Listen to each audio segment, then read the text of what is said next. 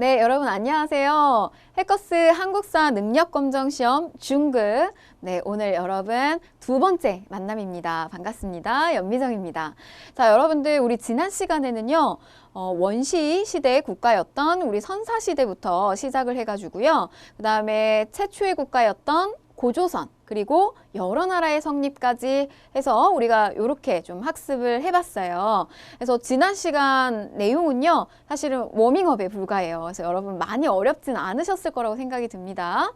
자, 우리 오늘 배울 파트는요, 고구려, 백제, 신라, 그리고 가야까지 포함한 사국시대를 배우게 되실 거예요. 그런데 이 네 나라는요, 사실은 서로 관계가 막 얽혀서 발전을 하게 돼요. 그래서 조금 복잡하게 느껴지실 수는 있는데, 여러분들이 고구려에서 자주 나오는 파트, 그 다음에 백제에서 쭉 자주 나오는 파트, 이런 식으로 나라별로 구성을 했기 때문에 여러분들이 그렇게 좀 쫓아오시면 되겠습니다. 자, 그러면 우리 다섯 번째 기출 주제인 고구려에 대해서 좀 먼저 살펴보도록 할게요.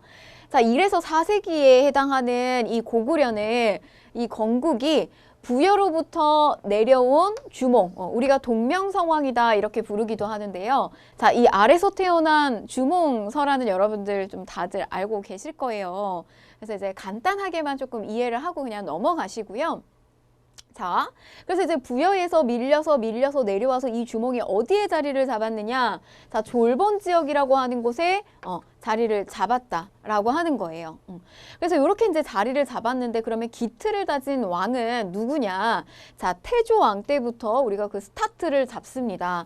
자, 보시면요. 자, 우리의 말하자면은 그러니까 우리가 그전에 이 고구려는요. 환경적으로 별로 좋지를 못해가지고요. 항상 이 나라들을 약탈했었잖아요. 옥저와 동해, 우리의 약탈 대상이 됐었어요. 고구려에. 그 옥저가 바로 이 태조왕 때 정복을 당합니다. 동해보다 조금 멸망이 빨랐어요. 자, 그 다음에 이제 요동 지역을 공략을 해서 만주 지방으로 세력을 확대하였다라고 하는 거예요. 자, 여러분 지도를 통해서 한번 그 지역에 대한 감각을 익히셔야 되는데 우리가 이렇게 요하강이 흐르면 이 요하강을 기점으로 해서 요서, 그 다음에 이쪽을 요동이라고 해요. 특히 이 지역 요동을 공략을 하면서 만주 지방으로 세력을 확대할 수 있는 기틀을 잡은 게 누구다?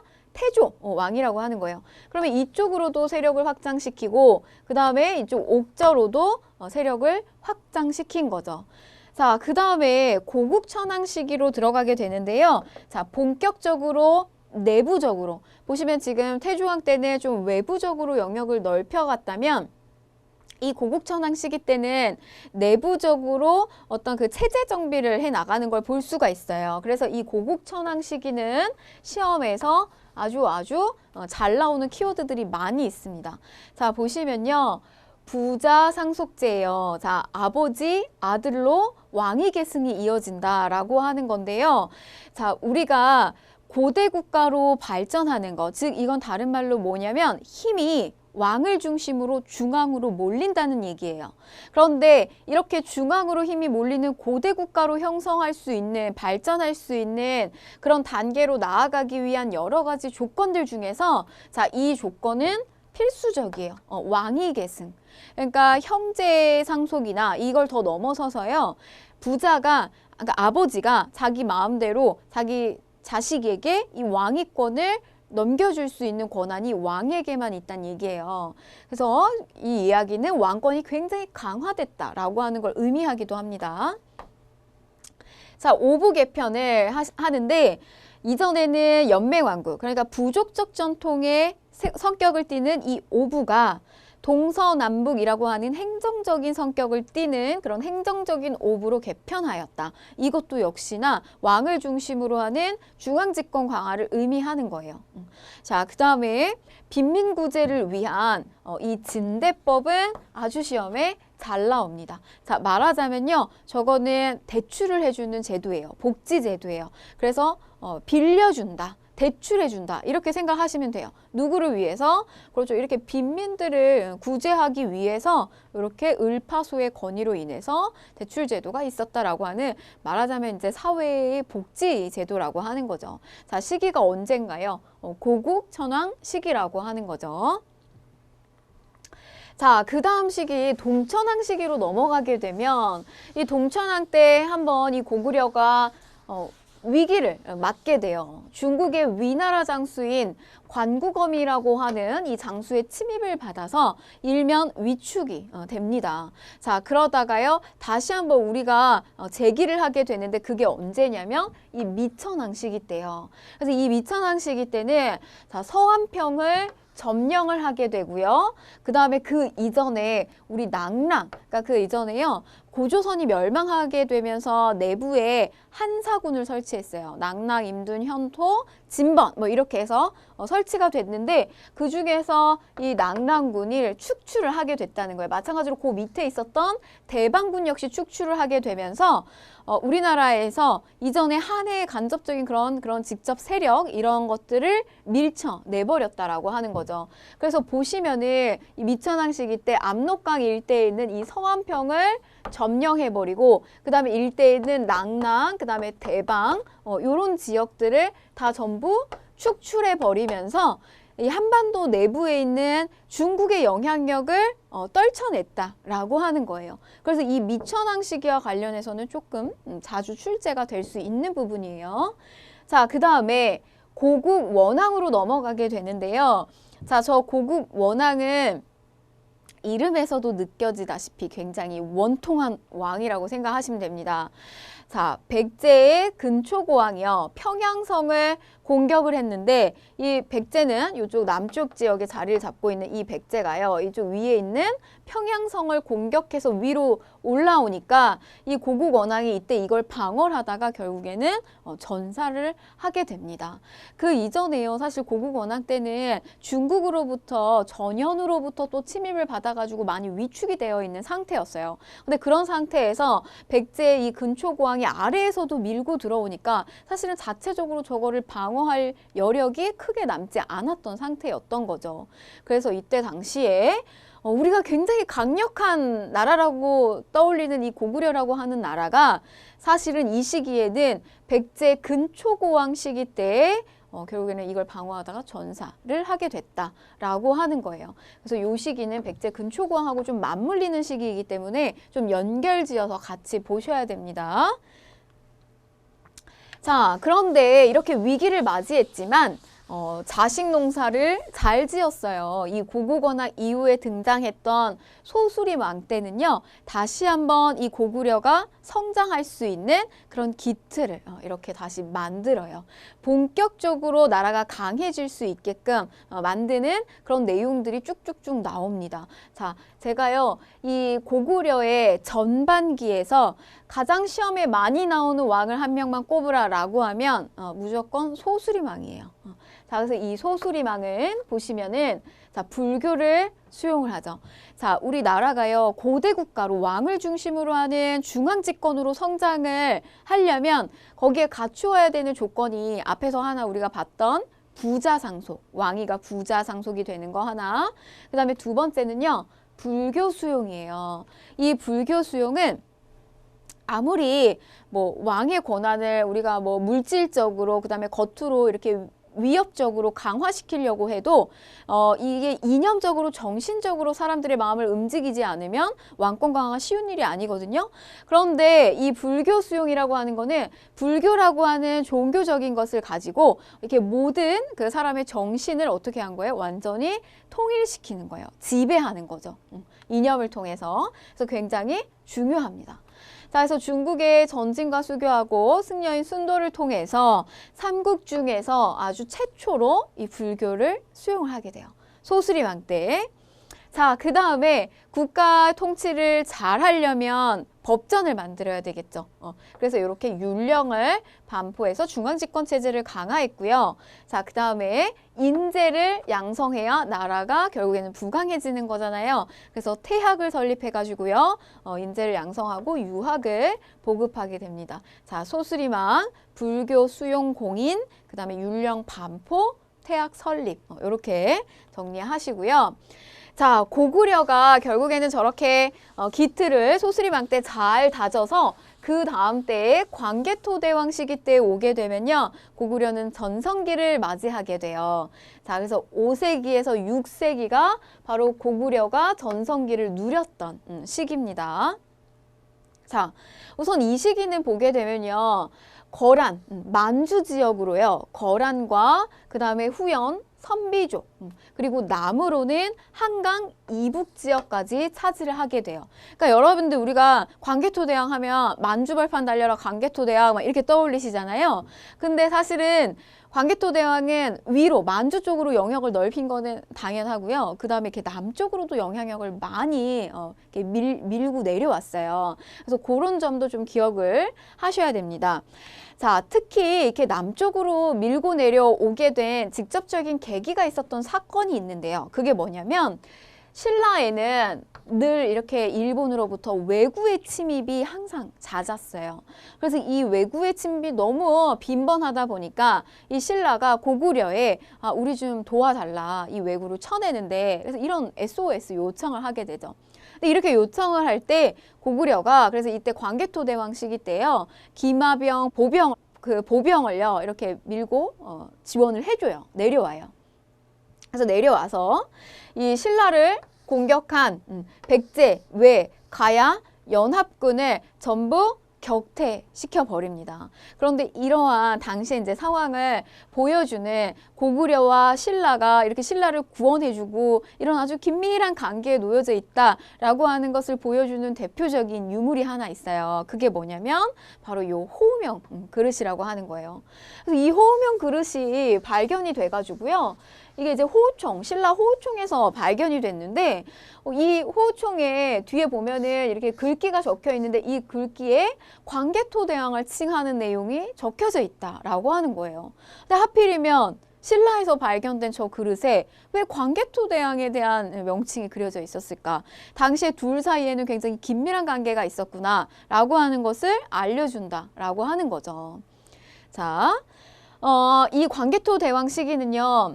독자적인 연호를 사용했을 만큼 굉장히 나라가 부강했다라고 하는 것을 볼 수가 있어요.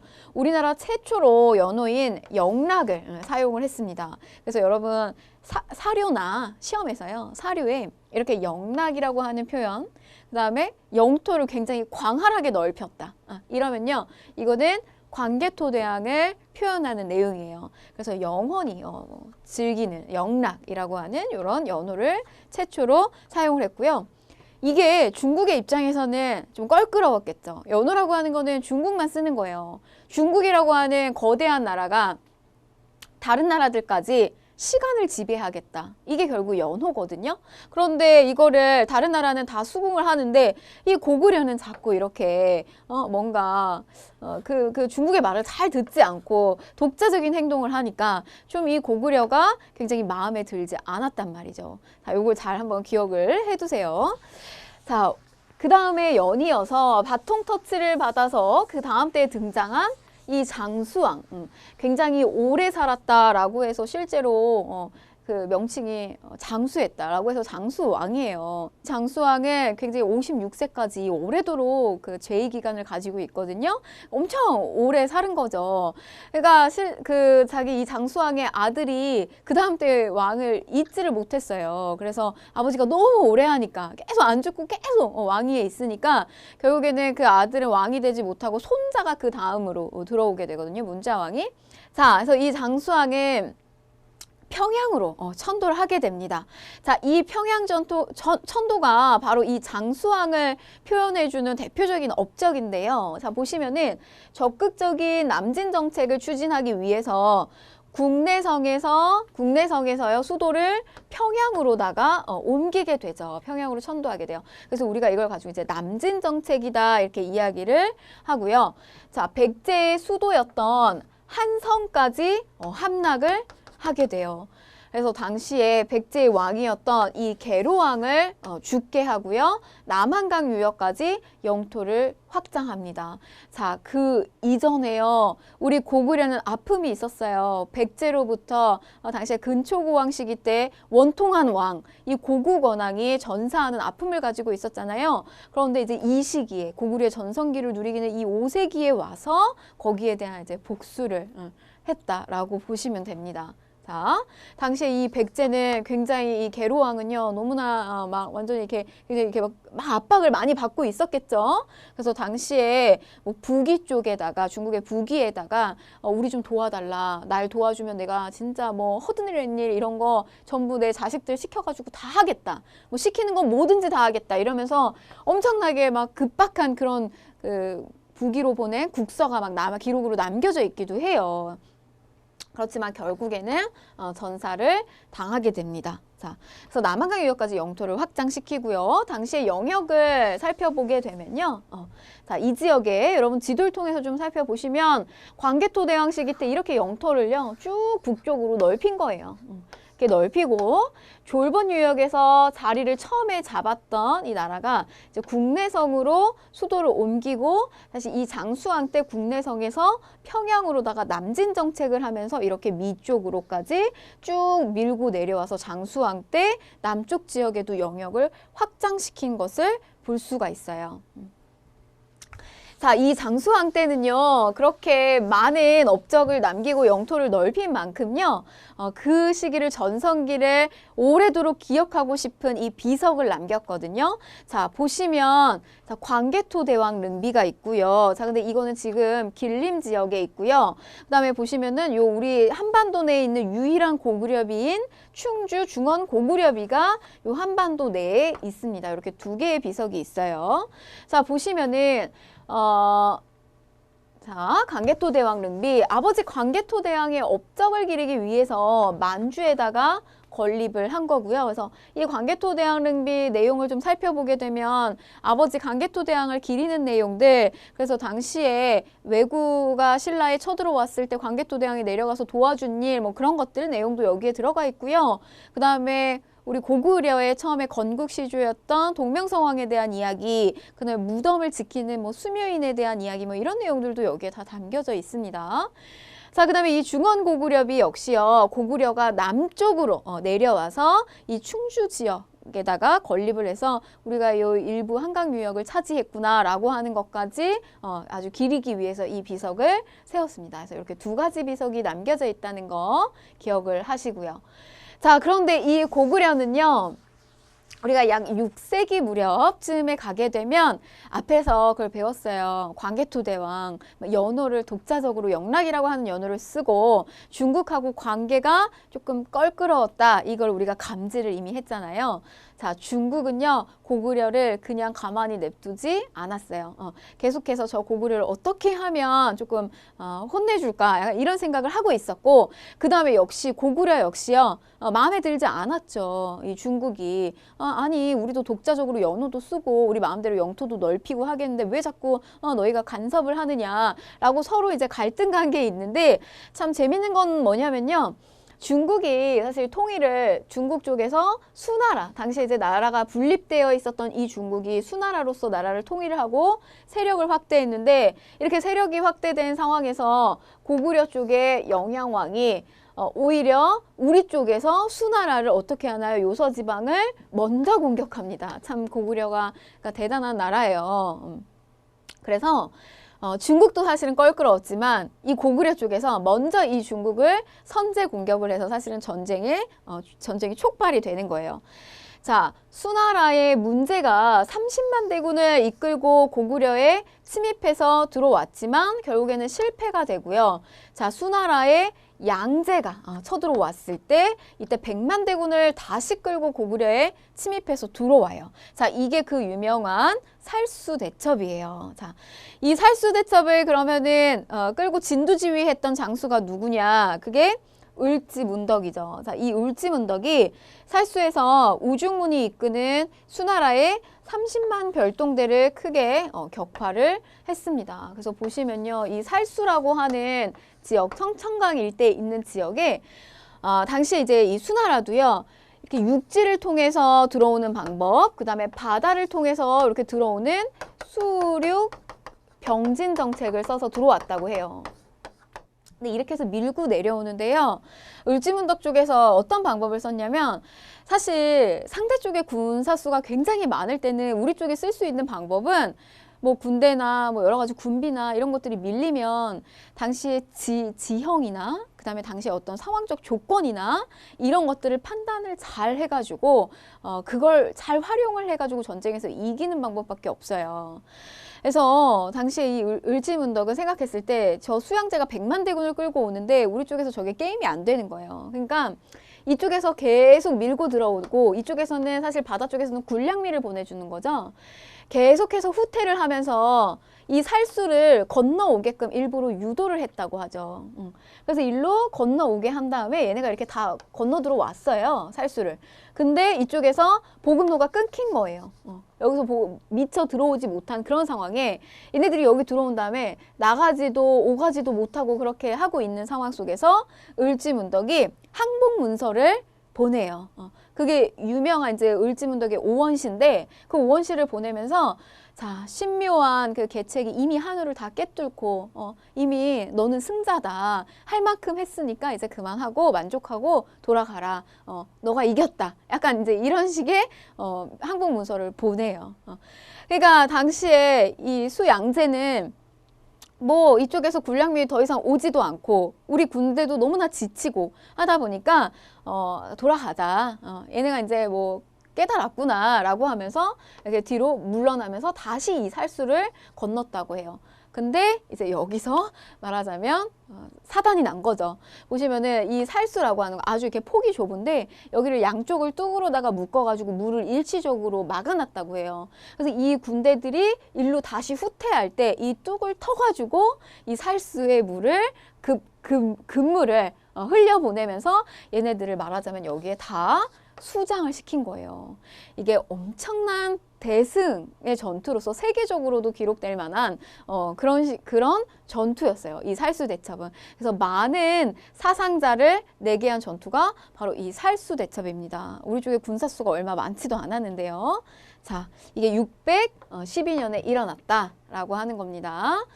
자, 결국에는요, 이 수나라는요, 그 이후에도 한번 이렇게 더 쳐들어오긴 했지만, 결국에는 너무나 많은 그 군대 군력을 이 전쟁에 많이 쏟아부었기 때문에 결국에는 멸망을 했다라고 봐요. 실질적으로 수나라가 멸망하는데 이 고구려와의 싸움이 큰 영향을 끼쳤다라고 봅니다. 왜냐면은 전쟁 이후에 얼마 되지 않은 시점에서 수나라가 멸망을 했거든요. 자, 그러고 나서 중국은 수가 멸망을 하고 그 다음에 당나라가 건국이 됐고요. 자, 이렇게 이제 당이 건국이 되고 난 다음에는 당태종이 적극적인 팽창 정책을 추진을 하면서 우리 쪽에 이제 자극을 주게 되죠. 그러면서 고구려 쪽에서도 역시나 이 당나라를 방비하기 위해서 뭘 축조를 하게 되냐면요. 천리장성을 축조를 하게 됩니다. 그런데 당시에 주도권을 쥐고 있었던 인물이 누구였냐면 바로 이 연개소문이라고 하는 인물이었어요. 그래서 이 연개소문이라고 하는 인물은요. 이 천리장성을 진두지휘하면서 대당 강경책을 펼치게 돼요. 그러면서 사실은 자기의 어떤 정치적인 입지도 굉장히 강화시켰다라고 볼 수가 있어요.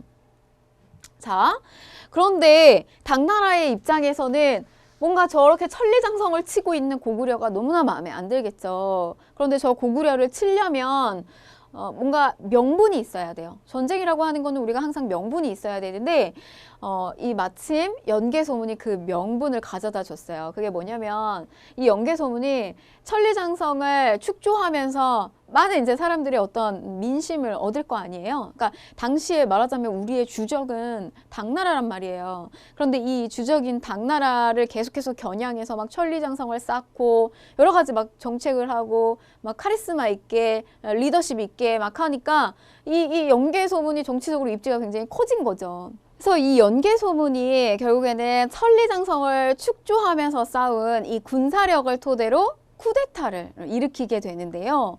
자, 여러분 당시에 주적은, 그러니까 말하자면 이 고구려의 입장에서 적은 당나라예요. 이 당나라를 막기 위해서 그런 여러 가지 정책들을 주도해서 하고 있는 이 영계소문은 입지가 강해질 수밖에 없는 거죠. 여러 가지 민심을 얻을 수밖에 없는 거예요. 근데 이런 상황 속에서 그 힘을 입어서요, 결국에는 쿠데타를 일으키고 보장왕을 옹립을 하게 됩니다. 그럼 결국 저 보장왕은 사실 허수아비 왕이라는 거예요. 누가 다 힘이 있느냐? 이 연개소문, 대망리지라고 하는 칭호를 얻으면서 본인이 권력을 장악해서 들어오게 됩니다.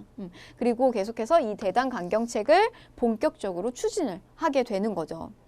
자, 이렇게 대단강경책을 계속해서 추진을 하니까 당태종은 당연히 이 대단강경책에 뭔가 껄끄럽고 저거의 비위가 뭔가 거슬리겠죠. 그래서 이 당태종이요, 자기가 직접 군대를 이끌고 쳐들어오게 돼요. 쳐들어오면서 여러 성이 함락되는데 함락시키는데 끝끝내 함락되지 않는 그 한 곳이 있었어요. 거기가 어디냐면 안시성이죠. 안시성. 여러분 영화 그 안시성, 양만춘의 역할로서 나온 게 이제 조인성이었잖아요. 그래서 이 양만춘이 이 성 안에서 활약했다 이렇게 보고 있는데요. 당태종은 이 안시성이 함락되도록 뭐 여러 가지 방법을 뭐 다 갖다 썼지만 그게 잘 안 됐어요. 그래서 결국에는 어떻게 했냐면, 보시면 이렇게 성이 있으면요, 이 성을 무너뜨리기 위해서 단시간에 빠른 시일 안에 여기다가 같이 이 성의 높이만큼의 토성을 쌓게 됩니다. 그래서 이렇게 토성을 쌓아서 이런 식으로 이제 넘어가려는 구상을 했던 것 같아요.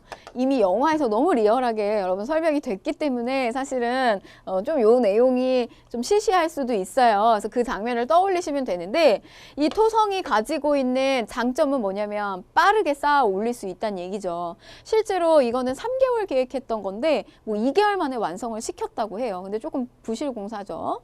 그래서 이렇게 이제 빠르게 세우다 보니까, 만들다 보니까 이게 나중에는 결국에는 이게 가지고 있는 한계점이 뭐였냐면, 비가 갑자기 쏟아지게 되면 한꺼번에 무너진다라고 하는 그런 단점이 있다라고 하는 거예요. 그래서 기록에 의하면 결국에는 하루 앞두고 비가 폭우가 쏟아지는 바람에 결국에는 이 토성이 무너지면서 이 당군이 완전히 그 격파 몰살당하는 그런 사건이 바로 안시성 전투였어요. 자, 그래서 이 당태종이 자기가 이제 물러나면서 후손들에게 남긴 말의 유언으로 다시는 이 고구려를 함부로 침입하지 말아라 라고 하는 유언을 남겼다고 하죠. 그리고 뭐 영화에서는 이 양만춘 조인성이 막 이렇게 활을 이렇게 당겨가지고 직접 이 당태종의 뭐 눈을 활을 쏜 것처럼 얘기하지만 뭐 이제 뭐 그런 것까지는 아니고요. 실제 뭐 기록에 의하면은 이렇게 퇴각하는 과정 속에서 이 당태종이 화살에 눈을 맞아가지고 한쪽 눈이 이제 잃게 되면서 시름시름 앓았다고 하죠.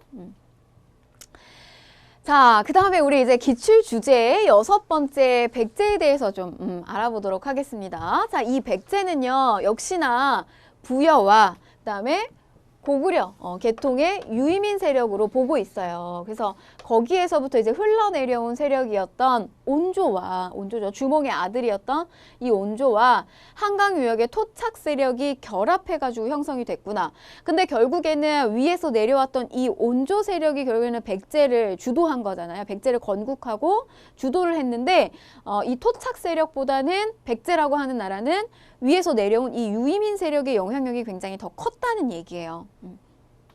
자, 그래서 백제를 건국하였고 3세기가 되면 고이왕 시기 때부터 백제는 기틀을 하나씩 잡아나가기 시작을 합니다. 자, 정복 활동을 보는데 마한 지역, 이 남쪽 지역에는 마한이 있고요. 그 다음에 변한이 있고요. 그 다음에 진한이 있었어요. 특히 이 마한, 삼국을 주도했던 이 마한 중에서도 그 안에 이 목지국이라고 하는 이 나라는 이 여러 나라, 목지국을 이제 병합을 하게 되고 그러면서 본격적으로 낙동강 유역하고 한강 유역을 확보를 하게 됐다라고 하는 거예요. 자, 여러분 요거 지도를 통해서 좀 한번 보셔야 되겠는데, 자, 보시면은 여기 마한이 있고요. 변한이 있고요. 진한이 있어요. 우리는 이거를 삼한이라고 부르는데 여러분들 이 나라는 마한이 이 꼴 말하자면 마한 이게 백제가 아니에요. 변한 뭐 이게 변환이 바로 가야가 아니에요.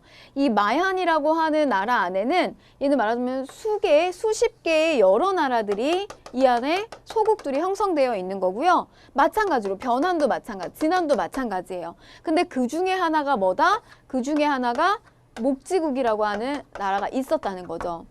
그런데 백제도 이 마한의 여러 나라들 중에서 하나일 뿐이에요. 근데 이 백제라고 하는 나라가 이 목지국을 먼저 정복을 한 거죠. 목지국에. 당시에 이제 조금 더 주도를 하고 있었던 이 목지국이라고 하는 나라를 병합하면서 본격적으로 낙동강 유역하고 한강 유역을 확보하게 됐다라고 하는 거예요. 자, 이 고이왕 시기 때는 통치체제 여러 개를 이제 정비를 했는데 보시면은 율령을 반포했어요. 삼국 중 제일 먼저 율령을 반포를 했고요. 자, 그 다음에 관등제라고 하는 관리들의 등급을 나타내는 육자평, 16관 등으로 관리제도를 정비를 했고요. 그 다음에 관리의 등급에 따라서 관복의 그러니까 옷의 색깔을 정해준 거예요. 그래서 자, 여러분 이것도 굉장히 왕권 강화로서 굉장히 중요한 거예요. 이 관복의 색깔은 누구만 정할 수 있냐면 왕만 정할 수가 있어요. 그래서 보시면 여러분들 우리 뭐 학생 때나 뭐 이럴 때 보면 교복을 입잖아요. 그러니까 교복을 왜 입겠어요? 그 교복이라고 하는 어떤 그 형식적인 옷이 주는 틀이 있어요. 그 틀 안에서 우리의 행동은 사실은 막 이렇게 마음껏 자유롭게 할 수 있거나 그런 게 아니잖아요. 보시면 마찬가지로 이렇게 색깔을 정해가지고 어떤 색깔에 따라서 이들의 등급을 표현해 줬다라고 하는 거죠. 자, 그 다음에 이 백제라고 하는 나라는 4세기가 되면 근초고왕을 시기로 해서 전성기를 누리게 됩니다. 자, 이때 당시에요. 부자상속제 또 나오죠. 앞에서 보셨던 것처럼 고구려 같은 경우 이 부자상속제가 근초고왕 시기 때 이루어졌고요. 그 다음에 정복활동이 쭉 이루어지는데 마한 지역을 근초고왕 시기 때 오게 되면 다 정복을 하게 되는 거예요. 자, 앞에서 우리는요. 지금 이 고이왕 때는 목지국만 정복을 했잖아요. 그런데 이 근초고왕 시기 때 오게 되면 마한 지역 전체를 정복을 하게 되는 거예요. 그래서 전라도 지역을 전부 다 차지하게 되면서 비로소 마한 일대를 백제가 완전히 다 먹게 되는 거죠. 자, 평양석 공경인데요. 자, 이 시기 우리 아까 고구려의 누구 왕 떠올리셔야 되죠? 원통한 왕. 고국 원왕하고 지금 이 시기랑 맞물리는 거예요. 그러면은 시기적으로 봤을 때 4세기에 주도권과 전성기를 누렸던 왕은 누구예요? 근초고왕이에요. 자, 그래서 평양성을 공격해서 고국원왕을 전사시키고 황해도 일대까지 진출을 하게 됐다라고 하는 겁니다. 자, 그래서 지도 한번 보시면요. 자, 여긴데. 자, 백제부터 포함해서 이렇게 요서지방, 그다음에 이렇게 산동지방, 그다음에 동진, 그리고 이렇게 외까지도 영향력을 끼치면서 굉장히 이렇게 전성기를 누린 것을 볼 수가 있어요. 그러면 4세기 초반부터 근초고왕 때 전성기를 누렸구나라고 하는 걸 알 수가 있고요. 자, 그래서 대외관계를 보시면 뭐 지금 지도에서 살펴본 그런 내용들 볼 수 있고요. 일본까지 진출했구나라고 하는 걸 볼 수 있는 대표적인 유물이 바로 이런 칠지도라고 하는 거예요. 보시면 칠지도는요. 7개의 칼 끝을 이야기하는 거예요. 그래서 하나, 둘, 셋, 넷, 다섯, 여섯. 자, 여기도 있죠. 여기까지 7개의 칼끝을 보여주는 이 칠지도가 요거를 일본 외양에게 하살했다라고 하는 내용을 통해서 우리가 굉장히 나라가 발전했구나. 당시에 4세기 때 백제가 주도권을 가지고 있구나 라는 거를 보여주는 대표적인 유물이 이 칠지도입니다. 자, 문화적인 면을 보게 되면 서기를 편찬을 했어요. 여러분 그 역사책은요. 나라가 전성기를 누렸을 때 그리고 나라가 위기에 처했을 때 이렇게 이러한 상황 속에서 역사서라고 하는 거는 많이 만들어지거든요. 또 보시면은 지금 4세기는 백제의 전성기잖아요. 그래서 이때 전성기 때 박사 고흥에 의해서 서기를 편찬하게 됐다라고 하는 거고 그 다음에 이제 그 일본의 문물을 전파를 하게 되는데 여러 가지 뭐 한문이나 유학이나 논어, 천자문 같은 것들을 일본 쪽에다가 전파해주는 역할을 백제가 굉장히 많이 했다라고 하는 거예요. 자, 그 다음에 4세기 말이 오게 되면 이 침류왕 시기 때는 또 우리 왕권을 강화하기 위한 중흥집권하러 가기 위한 업적이 보이는데요. 자, 이거는 뭐냐면은 중국 동진의 승려 마라난타로부터 불교를 수용하고 공인했다라고 하는 거예요. 자, 여러분 그러면은 우리가 이걸 침류왕 때는 불교 수용하고 공인했다라고 하는 거 떠올리시면서 저게 고구려는 언제 했는지 좀 떠올려 보세요. 자, 저거 언제였죠? 소수림왕 때였죠. 그렇게 비교를 하시는 거예요. 자, 그래서 이걸 암기하기가 조금 어려우시면은 불교가 이렇게 침류해서 들어왔구나. 언제? 침류왕 때. 이렇게 암기하시면 됩니다. 자, 그 다음에 이 백제도요, 역시나 뭐 이렇게 늘 이렇게 전성기를 누리진 않죠. 그러니까 전성기가 4세기 때 백제는 조금 빨랐어요. 그러다가 요 비유왕 시기 때 와가지고 위기를 맞이하게 되는데, 자, 이 시기가 언제냐? 자, 보세요. 등장하는 왕은 장수왕이에요. 그러면 우리가 시기적으로 보게 되면 4세기에는 전성기를 누린 나라는 백제였어요. 이 백제에 의해서 고구려가 한번 타격을 입었죠. 자, 그 다음에 이게 5세기로 넘어가게 되면 이 5세기의 전성기를 누린 나라가 고구려예요.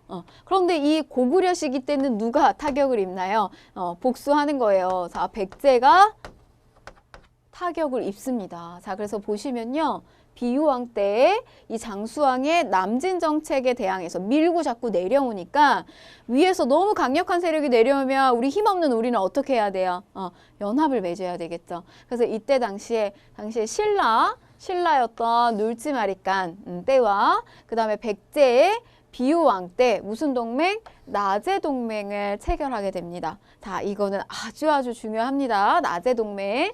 그래서 433년이에요. 자, 이렇게 해서 밀고 내려오니까 이 백제와 신라가 이렇게 나제 동맹을 맺게 되는 거죠. 자, 계로왕 시기 때 보면 북위의 원병을 요청한다라고 하는 내용이 여기서 나오죠. 고구려가 밀고 내려오니까 우리 도와주세요. 도와주시면은 내가 자식 시켜가지고 막 허드렛일 이런 거 다 하겠습니다. 라고 하면서 이제 국서를 막 전송을 하는 거예요.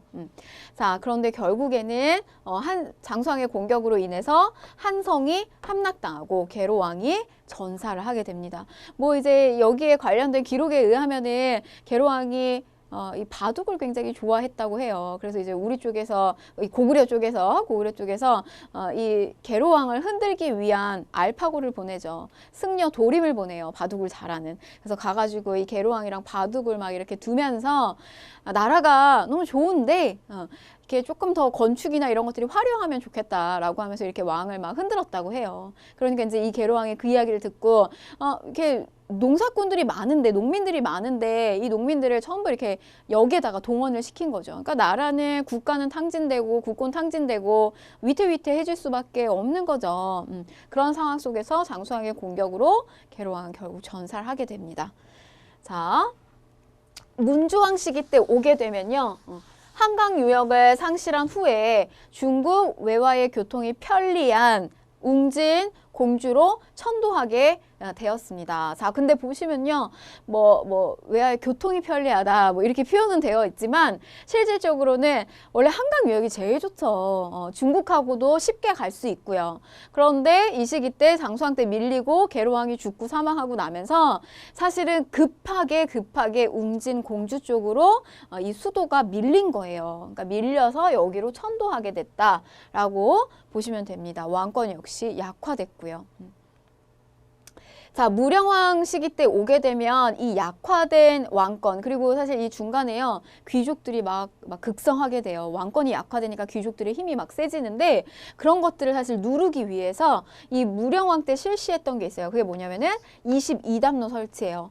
22담로의 행정구역 체제를 만들어서 이 지역에다가 왕족을 파견해서 그 지역을 관리하게끔 이런 식으로 중앙에서 통제를 하는 거죠.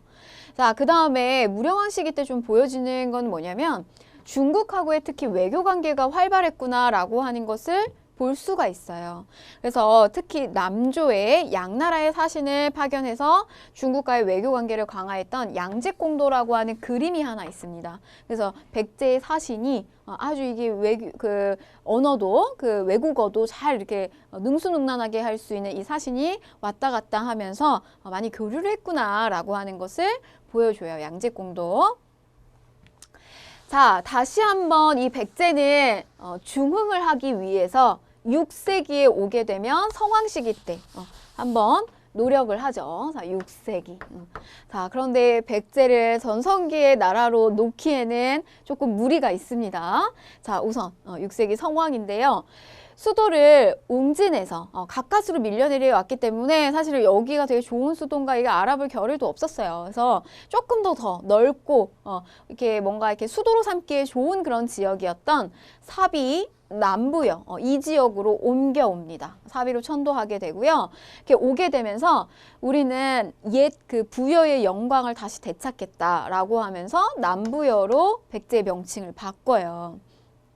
자, 그래서 중앙에 관청을 22부를 듭니다. 자, 이거 22담로랑 헷갈리겠죠? 자, 22담로는요, 지방에 이렇게 왕족을 파견한 게 22담로고요.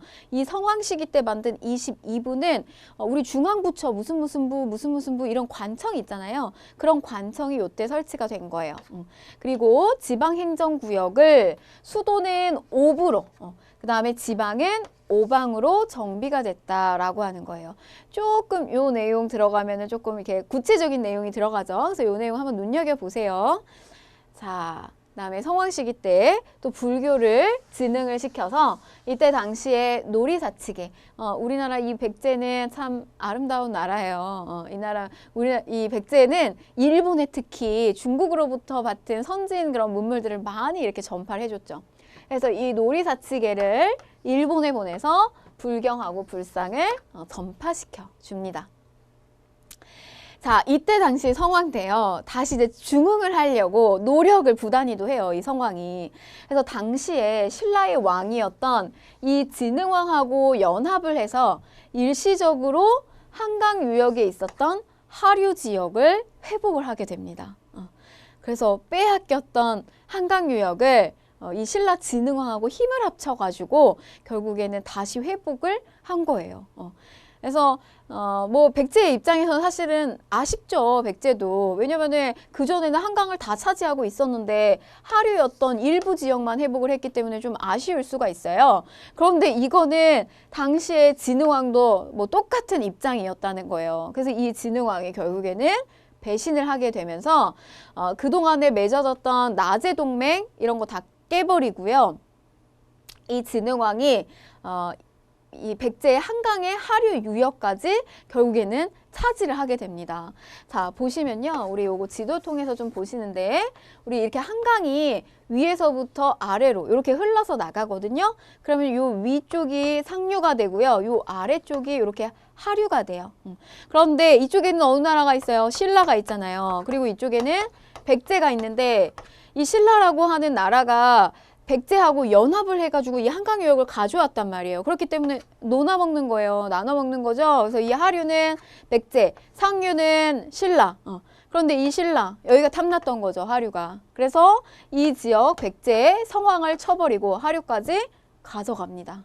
자, 이게 바로 요 아래 내용인데 보시면은 한강 유역을 553년에 상실하고 성왕이 관상성을 공격을 하게 돼요. 근데 결국에는 관상성 전투에서 백제 성왕이 전사하고 맙니다. 이 백제 성왕 전사할 때 일개 그냥 신하한테 낮은 장수한테 관직이 낮은 장수한테 잡혔다고 해요. 그래서 항복을 하면 좀 절차를 이렇게 밟아가지고 적절한 왕족의 대우를 해주겠다라고 이야기했는데 이 성왕이 그냥 끝까지 거절했다고 해요. 그래서 이제 그 자리에서 목이 이렇게 댕강 날아갔다. 이제 이런 기록이 남겨져 있어요. 조금 처참하게 죽게 됐죠. 그러면서 결국에는 나제 동맹 다 깨지고 맙니다. 자, 이후에 7세기가 오게 되면 무왕이 우리 이 무왕은 여러분 그 선화공주 설화 그 이야기랑 좀 얽혀져 있는데요. 자, 이 무왕이 당시에 다시 한번 이제 조금 나라를 다시 이렇게 재정비하기 위한 노력들을 7세기에 와서 좀 하게 됩니다. 그러면서 절을 건립을 하고요. 수도를 다시 익산으로 천도하려고 시도를 하지만 뭐 그건 잘 되지가 않아요. 그런데 요거 미륵사, 문화사적인 면에서 한번 좀 나올 수 있으니까 한번 보시고요. 자, 백제의 마지막 왕, 의자왕이에요. 의자왕 때 신라를 공격을 합니다. 그 전에 어떤 복수심을 또 가지고 결국에는 대야성, 이 대야성이라고 하는 경우는 요건 어디냐면 이제 대구 지역의 그 합천 일대인데요. 이 지역은 신라로 들어가는 말하자면은 목덜미라고 생각하시면 돼요. 신라로 들어가는 입구라고 생각하시면 돼요. 그런데 저 대야성을 공격한다라고 하는 거는 니네랑 전쟁하겠다라고 하는 거거든요.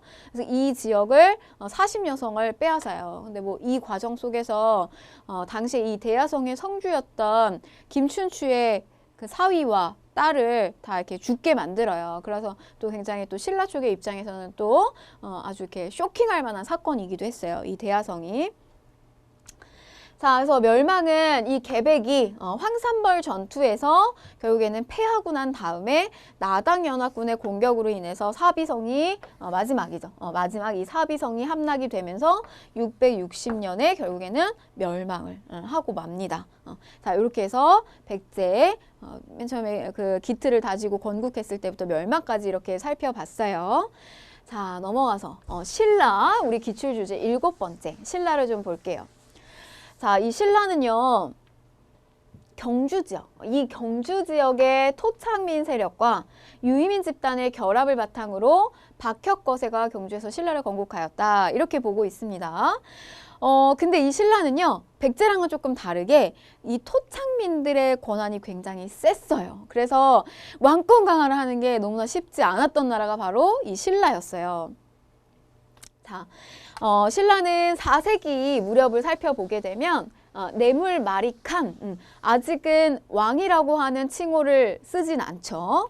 그래서 보시면은 이때까지만 해도 박씨, 박혁거세를 시조로 하는, 그 다음에 석탈애, 그 다음에 김할지를 시조로 하는 김씨의 삼성이 번갈아 가면서 왕위를 계승하는 그런 방식에서, 자, 이 뇌물 마리칸 시기에 오게 되면 김씨가 독점적으로 왕위를 계승하는 방식으로 변경이 됩니다. 자, 근데 이때 왜 그 김씨가 갑자기 이제 박석김으로 돌아가다가 이렇게 김씨가 왕위를 계승하게 됐냐? 이제 거기에 대한 원인으로 사실은 이 광개토 대왕의 이야기를 끌어오기도 합니다. 이 광개토 대왕이요, 신라에 왜구가 쳐들어왔을 때 신라가 SOS 요청해주고 광개토 대왕이 결국에는 밀고 내려왔잖아요. 근데 이게 단순하게 신라에서 왜구를 내쫓아 이렇게 도움만 준 것이 아니라 이때부터 이제 본격적인 신라에 대한 간섭이 들어가는 거예요. 신라에다가 고구려 군대가 주둔해요. 그리고 이제 그렇게 간섭이 들어가면서 그 시기 무렵에 박석김에서 김씨가 이렇게 김씨로다가 갑자기 세습이 됐다라고 하는 이야기예요. 그러니까 뭔가 영향력을 이 김씨한테 실어주지 않았을까 이렇게 보고 있어요. 자, 그 다음에 이제 왕호가 이때부터 이사금에서 대군장을 뜻하는 뭐 마리칸으로 변경이 되었다라고 하는 내용. 자, 이 광개토 대왕의 도움을 받았던 때가 언제다? 뇌물 마리칸 때다라고 하는 거 이렇게 정리 좀 하시고요. 자, 그 다음에 이후에 등장하는 눌지 마리칸, 소지 마리칸이 있는데요. 자, 요렇게 고구려의 간섭을 받는 상황에서 이 눌지 마리칸 때 이 백제하고의 나제 동맹을 맺었죠. 그래서 이제 고구려의 간섭을 벗어나려고도 했고요.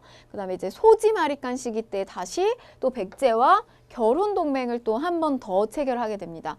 그래서 이때 맺은 나제 동맹은요, 군사적 성격을 가져요. 그런데 이때 오게 되면 계로왕이 죽고 나서 다시 한번 그 결속력을 다지게 되는데 그때 이제 맺어진 게 조금 혼인 동맹으로 조금 더 결속력을 강화시키는 거죠.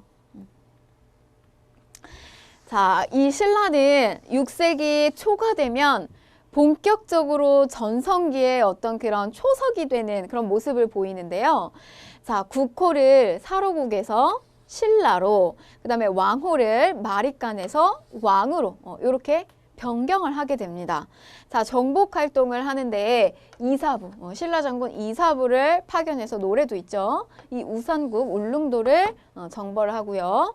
그다음에 경제 사회 정책으로는 이때 당시에 우경, 소를 통한 농사. 그러니까 이거는 이제 우리가 철기 시기 때 보편적으로 보여졌던 거잖아요. 그다음에 순장을 이 시기에 오게 되면 금지하게 돼요. 그래서 더 이상 어떤 노동력이 그냥 쉽게 같이 매장되는 거 이런 것들 막았다는 거예요. 노동력을 중요시하게 여겼구나 이런 걸 볼 수가 있고요. 그다음에 수도의 시장 감독 기관인 동시전이 설치됐다라고 하는 겁니다. 자, 그래서 이런 내용들이 지중왕 때 업적으로 자주 출제가 되고 있고요.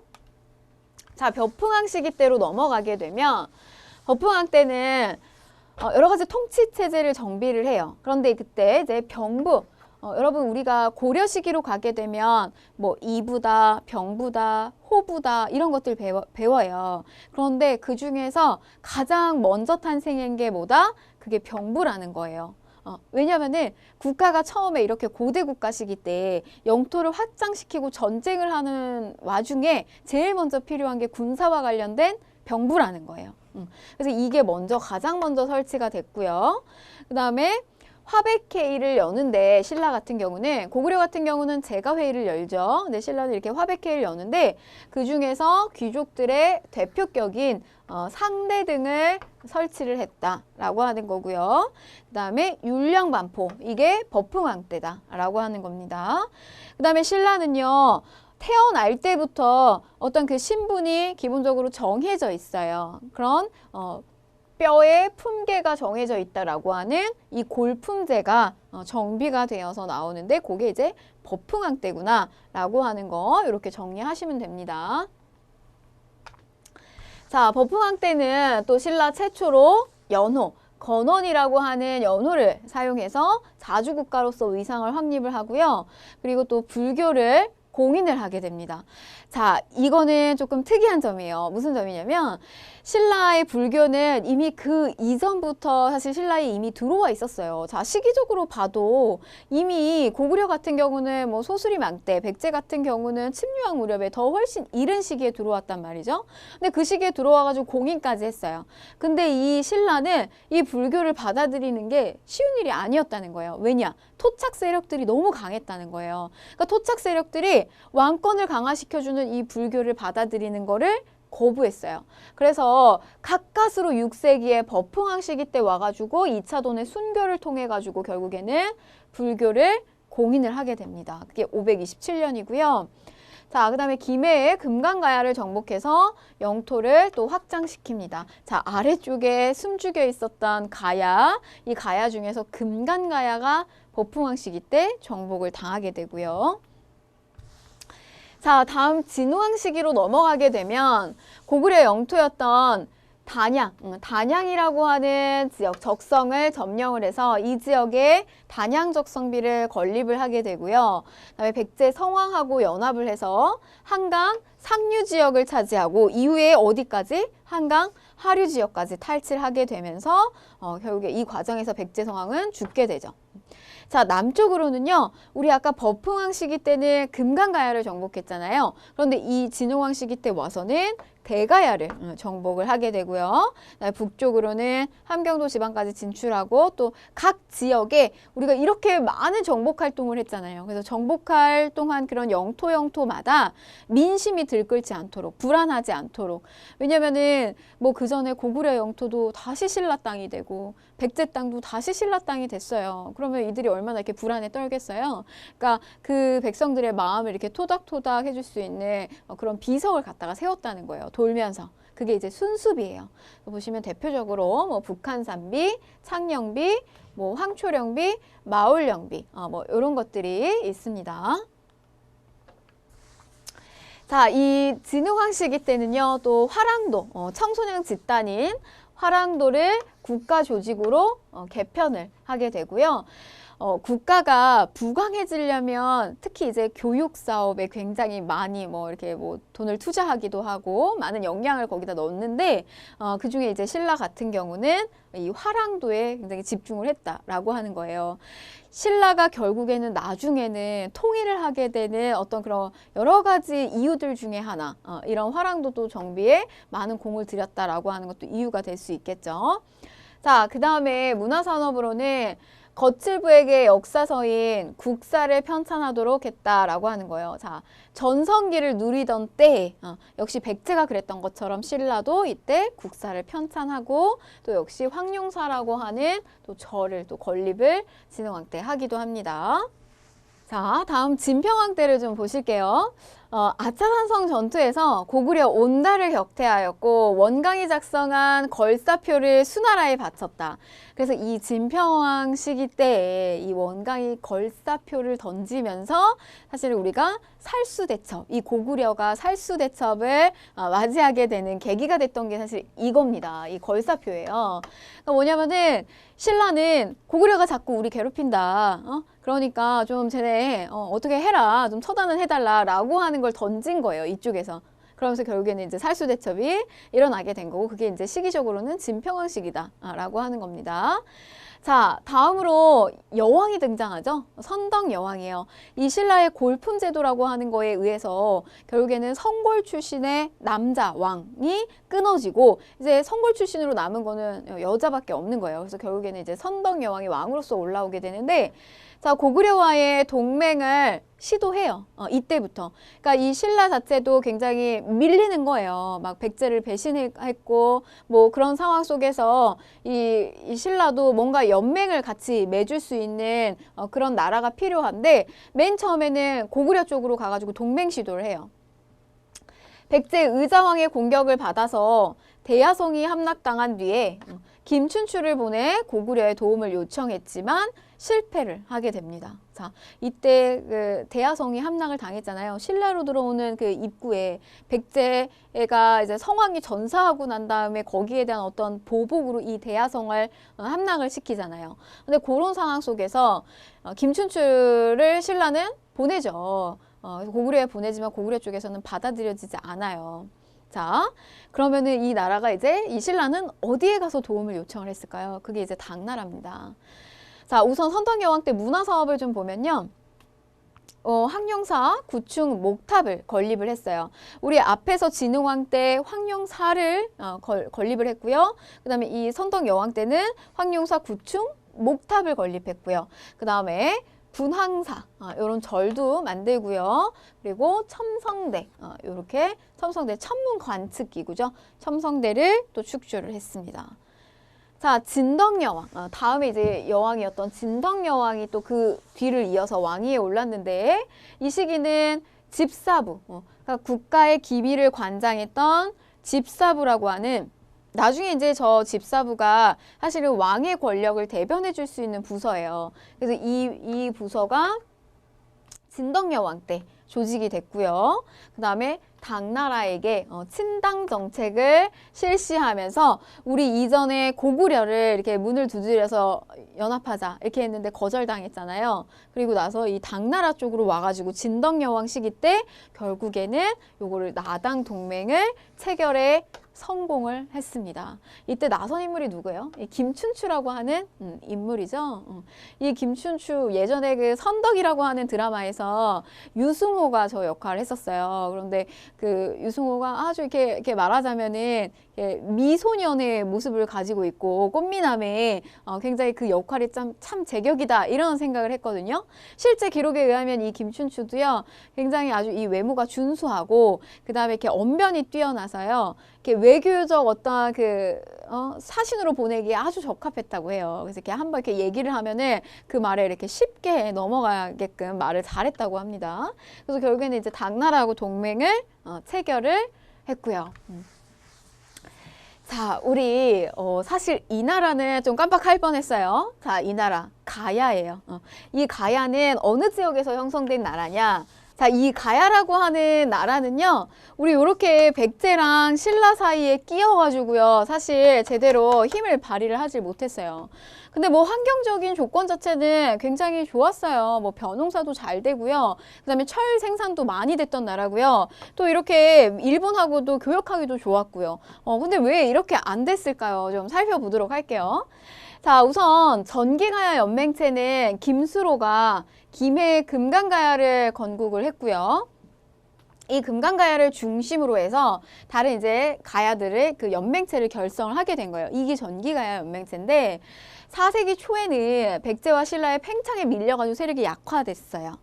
그리고 이제 5세기 초에 가게 되면 사실은 그때 당시에 이제 신라가 뇌물마리간 때죠. 뇌물마리간 때 신라가 고구려 광개토대왕에게 왜구 침입이 계속해서 오니까 우리 도와달라고 얘기를 하잖아요. 근데 그거를 이제 같이 그때 당시에 이 고구려 광개토대왕이 신라를 구원하겠다고 내려오면서 여기를 건드리게 되죠. 이 금강가야 지역까지 건드리게 되면서 이렇게 광개토대왕이 밀려오면서 금강가야를 건드리게 되면서 얘네들의 연맹체가 전기가야 연맹체가 위태위태하게 돼요. 이게 위태위태하다 보니까 어디로? 대가야 연맹체로 연맹체가 이동을 하게 됩니다. 자, 그래서 우선 이 전기가야 연맹체는 신라 법흥왕 때 결국에는 멸망을 하게 되고요. 그다음에 신라 이때 당시에 금강가야의 마지막 왕이었던 김구애를 비롯한 왕족이 신라의 진골 귀족으로 편입이 됩니다. 자, 후기가야 연맹체인데요. 이 후기가야 연맹체는 금강가야보다 조금 더 이렇게 안쪽으로 들어가요. 내륙지대로 조금 들어가서 요 고령 일대인데 여기 대가야를 중심으로 해서 후기가야 연맹을 결성을 하게 돼요. 5세기 후반이 되면 중국에 남제하고 뭐 수교를 하기도 하고 백제랑 신라랑 동맹을 맺어서 고구려 쪽에 뭐 대항을 하기도 하고 이렇게 6세기 초반에는 백제 신라랑 대등하게 세력을 다툴 만큼 굉장히 많이 성장을 하기도 합니다. 결혼 동맹도 하고요. 그렇지만 결국에는 백제를 도와요. 이 백제가 이 관상성 전투에 참전할 때요. 여기에 이제 같이 참여를 했다라고 하는 기록이 있어요. 근데 이제 거기서 패배를 하게 되면서 신라 쪽에 미움을 사겠죠. 그래서 결국에는 진흥왕의 공격을 받아가지고 대가야가 멸망을 하게 됩니다. 그래서 가야 연맹이 완전하게 이때 해체가 되는 거죠. 자, 다시 조금 정리를 해드리면요. 초기에 이 금강가야를 중심으로 해가지고 전기가야 연맹체가 형성이 되다가 다시 이렇게 고령 안쪽으로 들어가는 대가야를 중심으로 연맹체가 다시 형성이 돼요.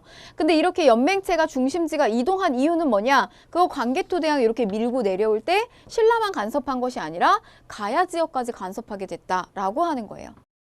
자, 그러면 가야 연맹의 주도 세력 변화를 다시 한번 좀 정리를 해보면요. 자, 금강가야가 건국이 됐고요. 그리고 전기가야 연맹이 결성이 됐고요. 고구려 광개토대왕의 공격으로 인해서 금강가야가 쇠퇴되면서 가야의 연맹체가 이동을 하게 되죠. 어디로요? 이 대가야를 중심으로 한 후기가야 연맹을 결성하게 되고요. 그다음에 신라 법흥왕의 공격으로 금강가야는 멸망하고요. 진흥왕 시기 때 공격으로 대가야 역시 멸망하게 되면서 연맹체 자체가 완전히 와해되는 것을 볼 수가 있겠습니다. 자, 그 다음에 뭐 기타 이 가야 연맹의 경제적인 부분을 좀 살펴보게 되면 조건은 굉장히 좋았다라고 하는 거예요. 자, 고령, 합청, 벼농사 실시를 했고요. 그 다음에 우수한 철기 문화, 굉장히 철이 많이 이렇게 났던 지역이고요. 그래서 덩이새 같은 것들 만들어가지고 화폐 교환으로 사용을 했고요. 그 다음에 중개무역이 발달을 했어요. 그래서 풍부한 철의 생산 뭐 이런 것들을 통해서 뭐 해상교통으로도 유리했고요. 그래서 낭랑과 요 중간 다리에서 가야가 중개무역을 통해서 발달했다라고 하는 것도 중요한 가야 연맹체의 경제적 기반이 되는 것들입니다. 자, 그 다음에 문화적인 부분을 보게 되면요. 요런 그 김해 지역에서 보여지는 것들 대표적으로 뭐 청동 솥도 있고요. 뭐 파형 동기, 그 다음에 뭐 오리 모양의 톡이 이런 거 있는데요. 김해 지역에 대표적으로 요 철제 갑옷이 있었다는 거 시험에서 잘 나와요. 자, 그 다음에 뭐 요런 토기들 같은 것도 있었다는 거 보시고요. 자, 그다음에 대가야의 유적 유물로는 고령, 지산동 고분군이라고 하는 유적지에서 이렇게 금동관이나 그다음에 이렇게 판가복과 투구 이런 것들이 유물이 있었다라고 하는 내용도 좀 보시면 좋겠고요. 자, 그다음에 가야 같은 경우는 문화 전파. 자, 이 신라에 영향을 끼쳤는데 대가야에 특히 이제 이 마지막 가야가 멸망을 하게 되면서 이 우르기 가야금과 그다음에 가야 음악을 신라에 전달해서 신라 문화 발전에 영향을 주었다. 그래서 저 우르기 가야금 타는 소리가 너무나 좋아가지고요. 당시에 신라 사람들이 이 가야라고 하는 나라는 저렇게 좋은 음악을 저렇게 매일 듣고 했으니 나라가 멸망할 만하다. 뭐 이제 이런 이야기가 있을 정도로 저 가야금 타는 소리가 되게 좋았다라고 합니다. 자, 이외에도 유학자인 뭐 강수, 그다음에 글씨로 유명했던 김생 이런 사람들의 가야 출신이 신라에서 굉장히 활약을 많이 했죠. 그러니까 중요한 그 가야의 인재들이 신라로 많이 이렇게 넘어가게 된 거예요. 그래서 신라 문화에 많은 영향을 또 끼친 거죠. 자, 그 다음에 일본 같은 경우는 가야의 토기, 일본의 스에키 토기의 제작에 또 큰 영향을 주었습니다. 그래서 이제 뭐 철이라든지 이런 철로 만든 그런 여러 가지 뭐 제품들 이런 것들이 영향력을 많이 이렇게 끼친 거예요. 네, 여러분 우리 이렇게 해서요 가야 시기 멸망까지 이렇게 살펴봤습니다. 오늘 내용 굉장히 많았어요.